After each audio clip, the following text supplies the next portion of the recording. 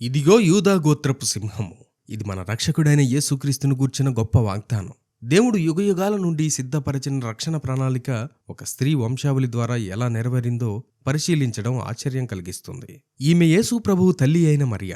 మత్తయి సువార్తలో యోసేపు వంశావళి ఉంటే, లూకా సువార్త 3వ అధ్యాయంలో మరియ వంశావళి కనిపిస్తుంది. యూదుల ఆచారం ప్రకారం వంశావళిలో స్త్రీల పేర్లు రాయరు కాబట్టి అక్కడ యోసేపును ఏలీ కుమారుడని పిలిచారు. వాస్తవానికి యోసేపు యాకోబు కుమారుడు. కాని మరియను వివాహం చేసుకోవడం ద్వారా ఏలీకి అల్లుడయ్యాడు. కాబట్టి మరియ ఏలీ కుమార్తె అని, ఆమె యూదా గోత్రానికి చెందిందని స్పష్టమవుతుంది.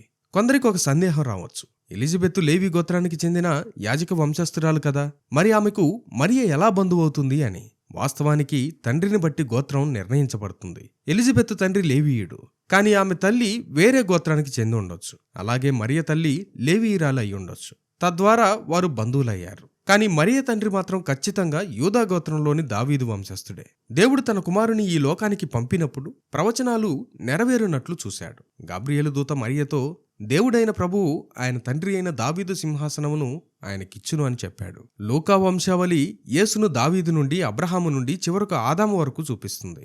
యేసు కేవలం యూదులకే కాదు, ఆదాము సంతానమైన సమస్త మానవాళికి రక్షకుడని ఇది రుజువు చేస్తుంది. యేసు యోసేపు ద్వారా చట్టపరమైన హక్కును, మరియ ద్వారా రక్త సంబంధమైన హక్కును పొంది దావీదు కుమారునిగా స్థిరపడ్డాడు.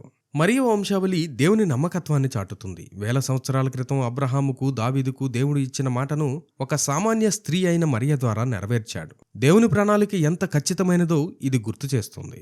మనుషుల లెక్కలు మారినా దేవుని వాగ్దానం ఎన్నటికీ మారదు. యూదా గోత్రంలో పుట్టిన యేసు మనందరికీ నిజమైన రక్షకుడు.